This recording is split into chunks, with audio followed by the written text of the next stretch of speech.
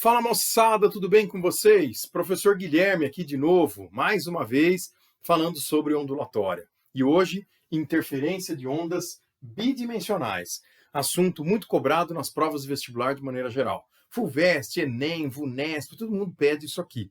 Essa é a grande cerejinha do bolo da parte da ondulatória, hein? Tá bom? Então vamos lá. Esse assunto começa com fontes. Duas fontes coerentes.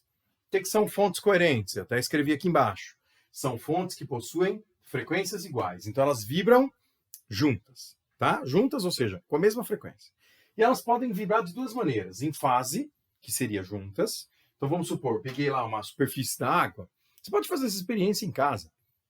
Pega lá um tanque de ondas, né? Pode ser uma bacia com água, uma piscininha, qualquer coisa. Você pode bater duas hastes com frequências iguais e em fase, com frequências iguais e em oposição de fase. Legal? Então aqui, ó, em fase ou oposição de fase. O exercício, ele usa alguns artifícios para poder falar isso para vocês. Se vai ser em fase ou em oposição, aí ele define direitinho, tá? Os dois casos podem aparecer. E já apareceram diversas vezes nas provas aí de vestibular de maneira geral, os dois casos, certo? Agora, uma coisa importante da gente observar é o seguinte: você tem fontes que têm frequências iguais e elas estão se propagando no mesmo meio, as ondas. Então, elas têm velocidades iguais. Logo, elas têm o mesmo lambda. Então, são duas ondas idênticas que estão se propagando nesse meio que nós estamos analisando aí. Tá bom? Então, duas ondas iguais, com frequências iguais, se propagando de maneira que as fontes estejam vibrando em fase ou em oposição de fase. Legal. Só que aí a pergunta é a seguinte: o que vai acontecer num determinado ponto? Porque a partir do momento que você começa a bater, por exemplo, na superfície da água, as ondas vão se propagando. Chega um momento em que elas se cruzam. Lá naquele ponto em que ocorre o cruzamento, será que eu vou ter uma interferência construtiva? Será que eu vou ter uma destrutiva? O que vai estar acontecendo ali? Esse é o objetivo desse estudo aqui. Beleza? Tá bom? Então vamos só relembrar um conceito muito importante para poder discutir de maneira um pouco mais técnica a interferência. Eu costumo chamar isso de semi-onda. Vamos lá, o que é uma semi-onda? Então é o seguinte: se você fizer o desenho de uma onda aqui, ó,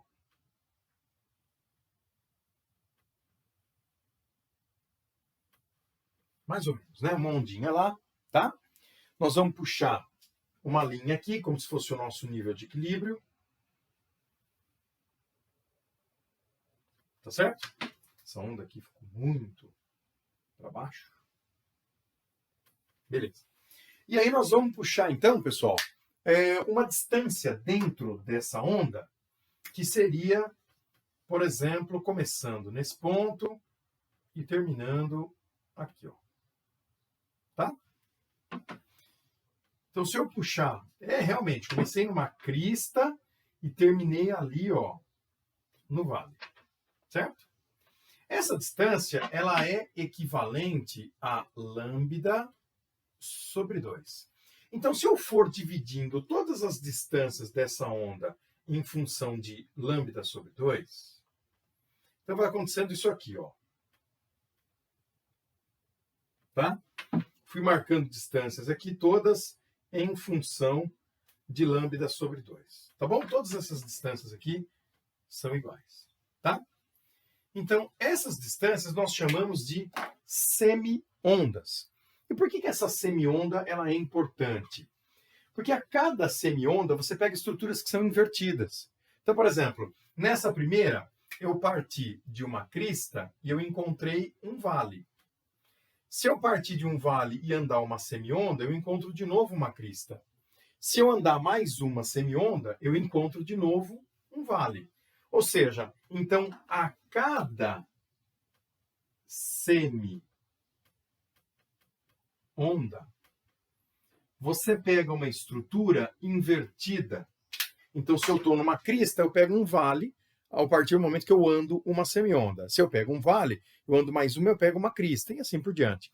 Então, por isso que essa distância ela vai ser bastante importante para nós quando nós estivermos analisando a interferência bidimensional, que são duas fontes que vão estar dirigindo ondas para um ponto em comum. Beleza? Então tá bom. Se você quiser se organizar, faça as suas anotações. Eu estou no aguardo aqui. Vai lá, pessoal.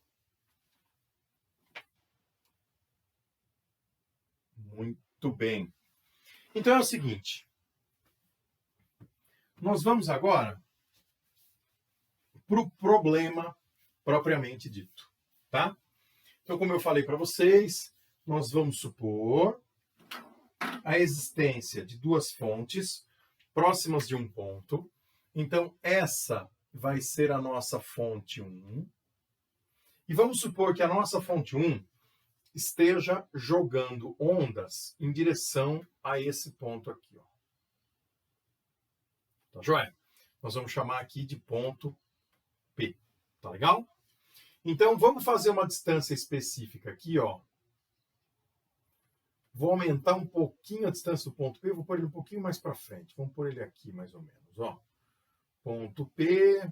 Tá, só para a gente poder fazer uma distância bonitinha aqui, da fonte até o ponto P, para a gente marcar as nossas semiondas e tudo, tá? Então, vamos supor que o ponto P esteja aqui, certo?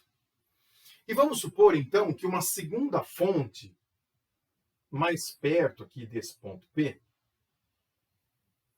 vamos pôr ela bem pertinho aqui, ó. Tá? Uma fonte F2 também esteja mandando ondas em direção a esse ponto P. Tudo bem? Então eu tenho uma fonte 1 que está um pouquinho mais longe e tem uma fonte 2 que está um pouquinho mais perto. E aí a pergunta que nós queremos responder é a seguinte. O que ocorre no ponto P? Vamos lá, ó. Pergunta. O que ocorre em P? Professor, como assim o que ocorre em P? Estou falando com relação à interferência, turma. Então, nós temos em P uma interferência construtiva ou nós temos em P uma interferência destrutiva? Muito bem. Essa é a pergunta que nós queremos responder, não é isso? Então, a brincadeira é a seguinte. Para você responder essa pergunta, você tem que saber o que está chegando em P. Será que devido à fonte 1 está chegando lá no ponto P uma crista ou está chegando um vale? E nesse mesmo instante, devido à fonte 2, está chegando lá no ponto P uma crista ou um vale? É isso que nós temos que analisar. Beleza? Então vamos lá. Para nós analisarmos isso, pessoal, então a primeira coisa é você definir se essas fontes estão em fase ou oposição e quem são os elementos que a gente vai considerar primeiro, tá? Então, vamos começar trabalhando assim, ó. Vamos supor, pessoal, que essas fontes estão para a nossa resolução, para responder a nossa pergunta aqui, ó. Então, respondendo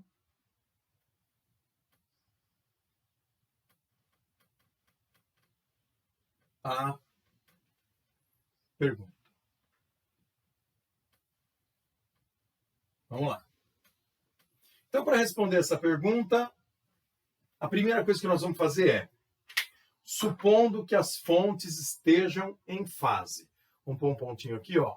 Fontes operando em fase. Beleza, pessoal? Então, se as fontes estiverem operando em fase, significa que elas estão gerando estruturas que são idênticas, tá? Por exemplo, se uma fonte está gerando uma crista, a outra está gerando uma crista no mesmo instante, porque elas estão vibrando juntas. Elas só estão com distâncias diferentes, mas elas estão vibrando juntas, tá certo?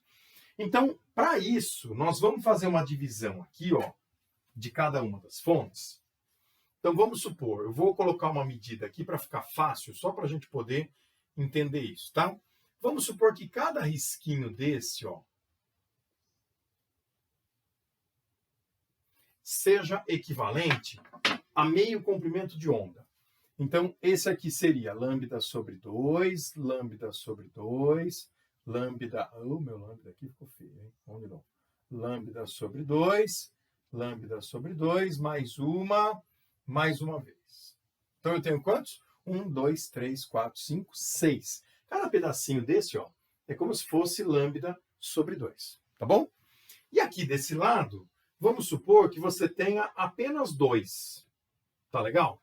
Então, vamos supor que aqui, ó, eu tenho lambda sobre 2 uma vez e lambda sobre 2 duas vezes, tá?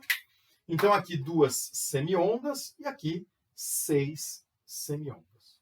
Beleza? Muito bem. Então vai acontecer o seguinte.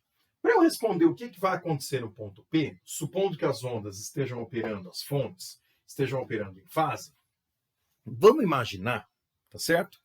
Que esse ponto aqui, ó, esse primeiro ponto, fosse um ponto de vale. Tudo bem? Vamos marcar isso? Então vamos supor que aqui eu teria um vale, então aqui seria uma crista, aqui um vale, aqui uma crista, aqui um vale, opa, aqui uma crista. Então chegou lá no ponto P, devido à fonte 1, uma crista. Vamos fazer a análise devido à fonte 2, para a gente ver o que vai acontecer? Então, ó, se eu pensar na fonte 2, eu vou ter aqui, só que a estrutura tem que ser igual. Como eu comecei contando aqui um vale na fonte 1, na fonte 2 eu começo contando um vale também. Então eu teria um vale aqui e aqui também uma crista. Tá certo? Então, devido à fonte 2, vamos escrever isso? Devido às fontes 1 e 2, a fonte 1 gerou lá no ponto P uma crista.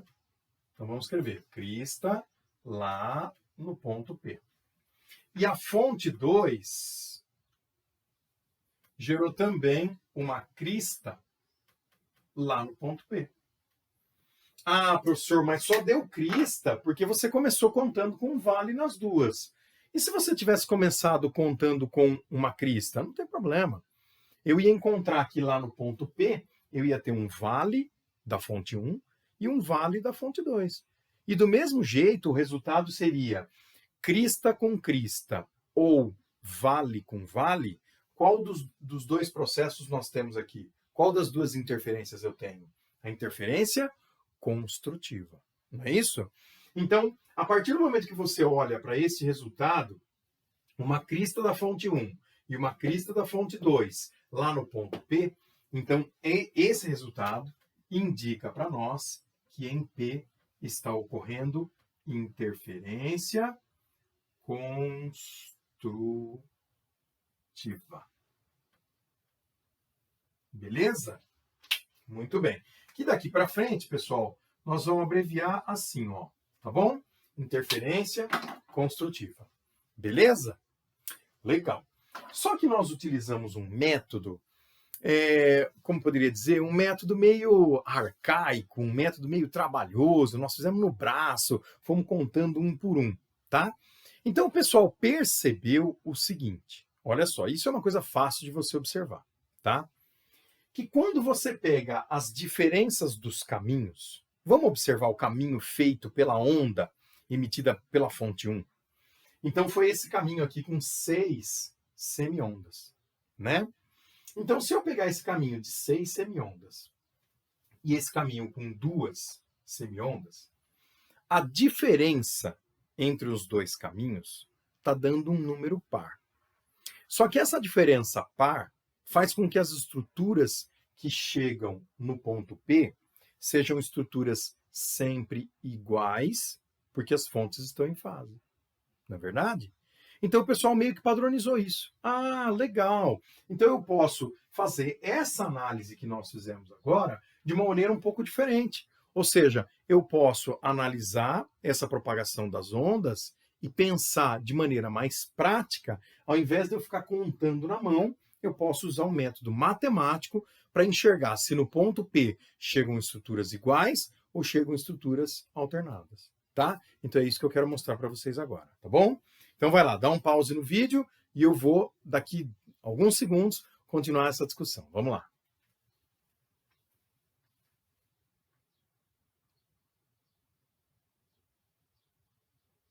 Beleza. Então, pessoal, o caminho que eu gostaria de discutir com vocês matematicamente, ele começa no cálculo de uma grandeza que vai auxiliar muito a fazer essa resposta sem ter que ficar contando manualmente isso aqui, tá certo? Então, a primeira coisa que nós vamos fazer é a determinação do que a gente chama de cálculo da diferença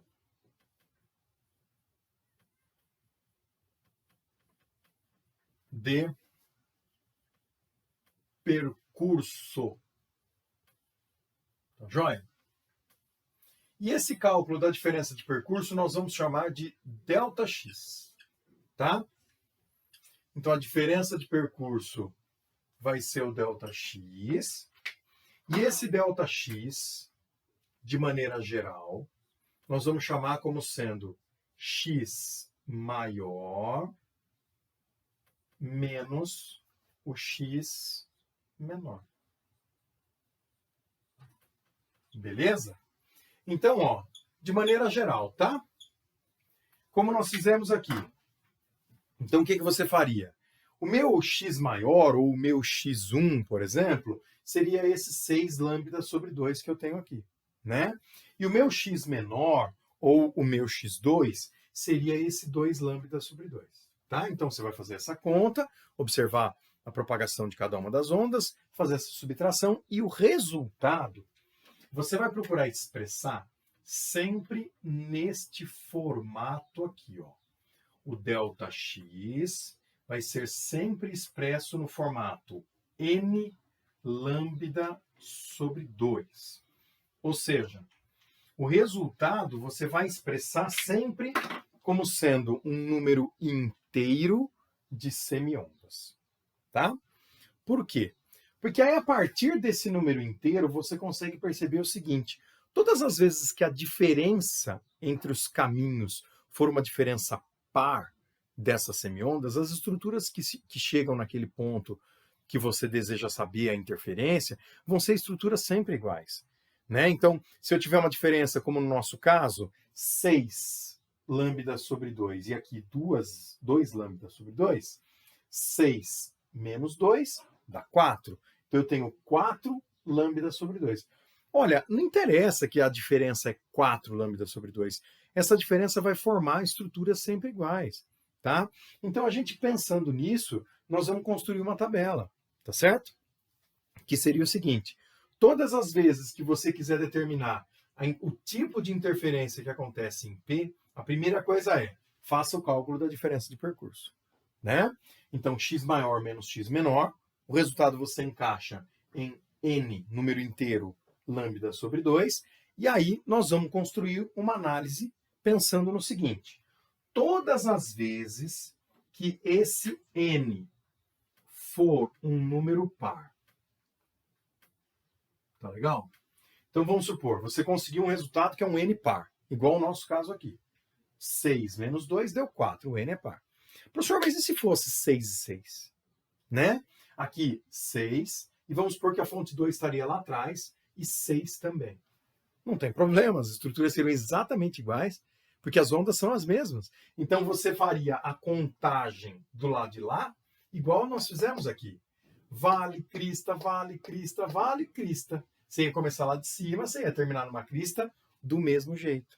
Então, se o n for par, ou se ele for 0, tanto faz, você sabe que nós teremos uma interferência construtiva.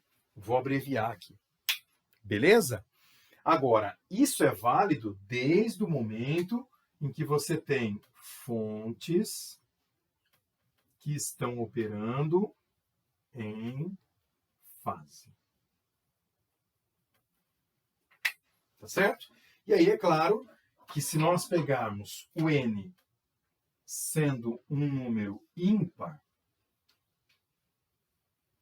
vamos pegar o número 1, que é fácil de fazer essa análise, tá bom? Vamos pegar o n valendo 1, tá? Imagine que você tenha uma semionda de diferença dessas duas fontes. Uma está gerando 4 lambda sobre 2, a outra está gerando 3 lambda sobre 2, né?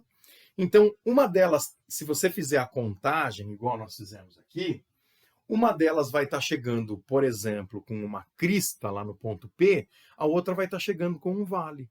Então, todas as vezes que a diferença entre os caminhos for um número ímpar, o resultado é uma interferência destrutiva, tá legal? E essa interferência destrutiva ocorre, nós não sabemos exatamente quem, né? Se é uma crista da fonte 1 com um vale da fonte 2 ou o inverso. Nós não sabemos que são estruturas contrárias, tá certo? Então, isso tudo foi feito para fontes em fase. Professor, mas e se as fontes estiverem em oposição de fase? Aí é tudo ao contrário, na verdade. Porque aí a diferença ímpar, ela compensa a oposição de fase que você tem. Então aí nós invertemos. Então estende o raciocínio. Se eu tiver fontes que estão em oposição de fase, aí a diferença par ou zero vai mostrar para nós uma interferência destrutiva e a diferença ímpar vai mostrar para nós uma interferência construtiva. Pronto. É isso aqui, ó. Tá? Então, pessoal, a visão do processo dessa forma é muito importante. Espera aí que aqui minha tabelinha saiu do lugar aqui. Então, a visão do processo dessa forma é muito importante, tá? Que você enxergue o seguinte. Vamos consertar isso aqui para ficar melhor, né? Então, vou pôr uma oposição de fase. Legal. E aí eu consigo deixar minha tabelinha no jeito aqui, né? Aí fica melhor, tá? Beleza. Agora, eu chamo a atenção de vocês, né? Muitas vezes o aluno pergunta para mim, professor, qual o caso que mais aparece? Gente, é óbvio que o caso mais importante é esse aqui, ó. A maior parte das provas de vestibular costuma colocar exercícios aqui, com as fontes operando em fase, tá certo? E essas fontes operando em fase, claro que oposição de fase também cai. Ah, então o asterisco está aqui, eu não vou nem olhar para o outro caso, né? Por favor, tá? Estou dizendo que esse é o caso mais importante porque é um caso mais comum, é um caso mais fácil. Você pega dois alto-falantes, coloca os dois emitindo ondas em fase, como já exercícios, né, de vários vestibulares fizeram isso. Mas o Enem teve um ano que colocou uma questão com fontes em oposição de fase. Então, embora seja mais difícil, né, o Enem colocou, tá certo? Então eu falo para vocês, turma, esse é o caso que mais aparece, mas é bom a gente ter em mente as duas situações, tá bom?